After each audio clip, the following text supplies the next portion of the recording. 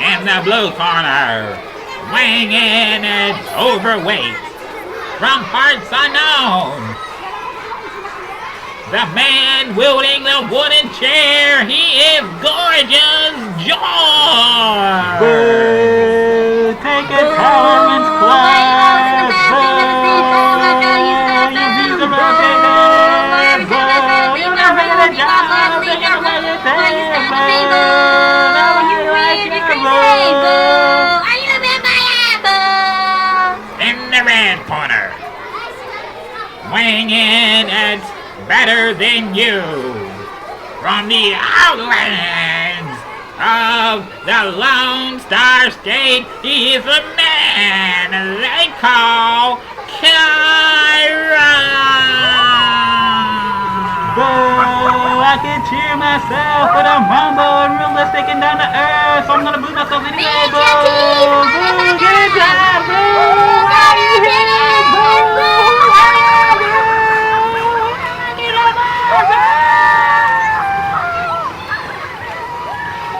Are you ready? Are you ready for the one person in attendance and for the 23, hopefully at least, watching at home?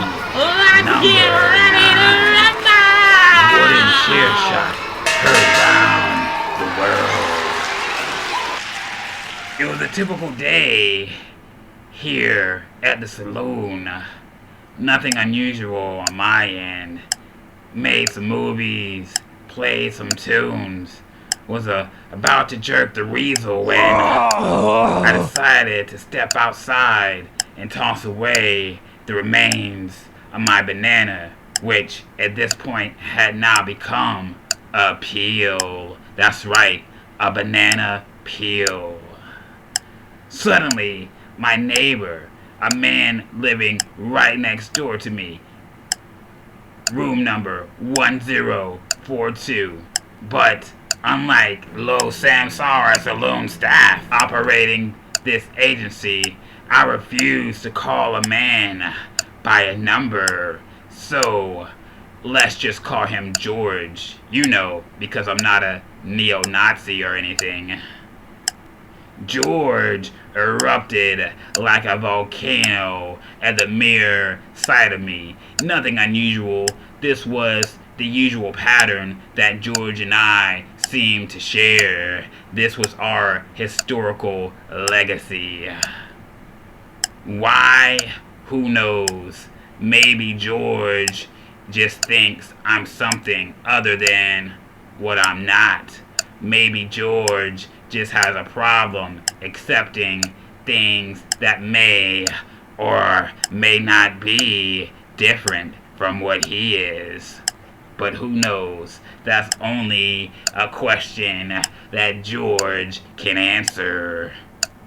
But back on topic, George erupted like a volcano at the mere sight of me, shouting slurs and threats in my general direction. He did this in a vain attempt, thinking these insults would make me move out of his way. Unfortunately for George, I was trying to move in the direction in which he was standing. So this one simple situation immediately turned into a good old-fashioned showdown. One man trying to move to the east, the other man trying to move to the west, neither man wanting to back down. A classic tale of an irresistible force meeting an immovable object. Hulk Hogan, Ultimate Warrior, WrestleMania, blah blah blah. Eat your heart out. We stood there for a moment in the hallway, time swirling around us. George, the element of fire and rage. Myself, the element of water and ice. Calm, cool, collected. Realizing that I was not going to move first, George, emptied of all his verbal threats, picked up a wooden chair next to us, slamming it on the ground in a loud ruckus. Crash. George then picked up a piece of the chair, brandishing at me, threatening to beat my ass if I did not move out of his way.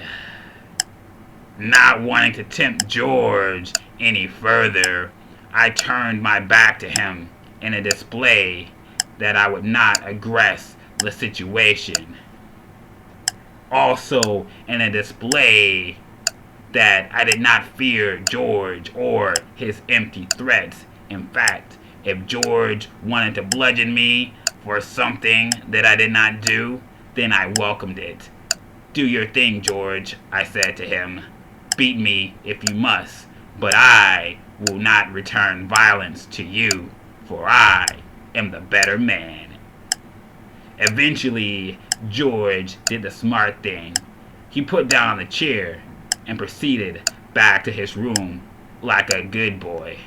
I immediately contacted my superiors on the outside and assessed them of the situation.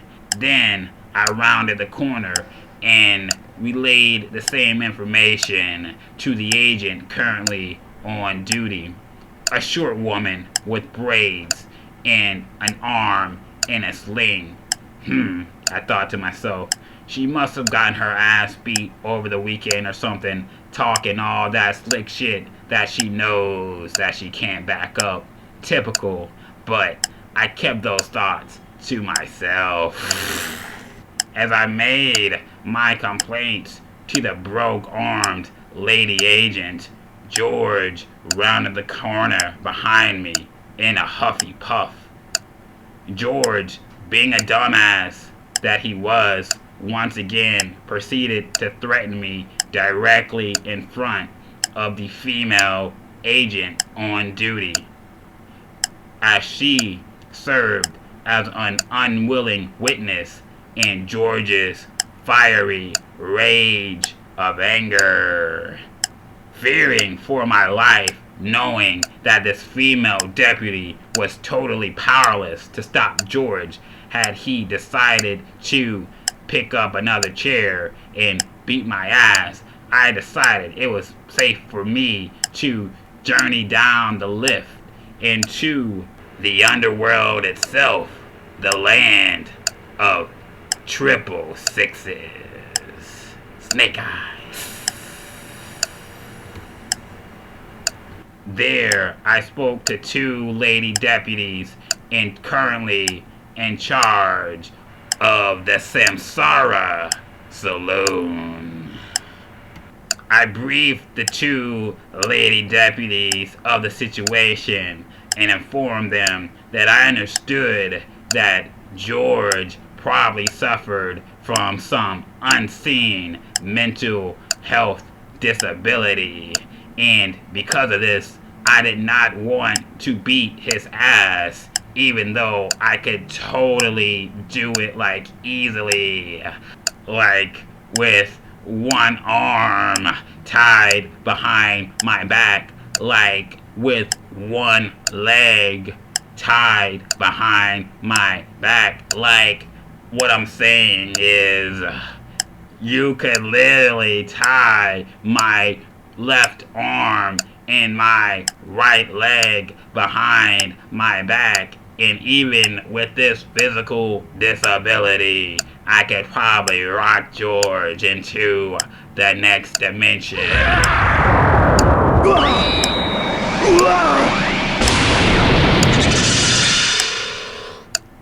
Knowing all of this, and knowing my superior power level over the infantile George in comparison, I once again confided in the lady deputies, telling them that I did not want to see George homeless or living in the streets. I simply just wanted him to be moved to a different location, not even in a different building, in the same building, just not on my particular floor.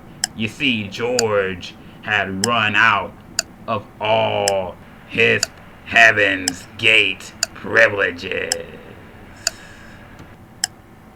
On the top floor of the saloon, or as we up here affectionately like to call it, Heaven's Gate.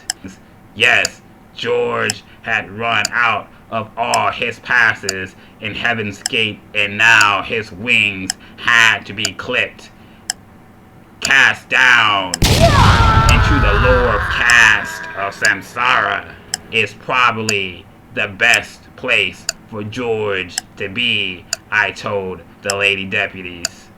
It would be a shame for something horrible to happen to George if he tried to do what he did today and what he has attempted to do in the past to me again. For you see, I've already had one death toll on my soul, and it would be a shame to etch another. The lady deputies took my concerns into consideration. In one of the two, seemingly composed of a divine design, reassured me that they would take matters into their hands and successfully deliver George from Heaven's Gate into the bowels of the underworld below. I thank the deputies for their amazing service and ascended back upwards to Heaven's Gate, all the while thinking, why was a deputy of design so divine as hers regulated into the lower bowels of the underworld? Such a shame that she did not reside in Heaven's Gate along with other like-minded individuals. Some might call them agents of the Lord, you know, angels. Maybe it was a divine sense of irony in a samsara saloon composed of both light and dark, good and evil. Funny how it seems that all the powers of control reside in the underworld, the room of 666. You know, like a black fly in your Chardonnay. Isn't it ironic? Alanis Morissette would probably agree. But what do I know? I'm just a fancy gumshoe living in the big city by the way of the desert outlands. I returned back to Heaven's Gate and since have not seen or heard much of George. I guess he got the memo. I guess he understood the lesson. Be careful who you target, for though some books look meek and tender and fragile, that's en Francois for fragile. They could very well author your note of death. Your reign is over. Mine has just begun. Now to finish taking out the trash.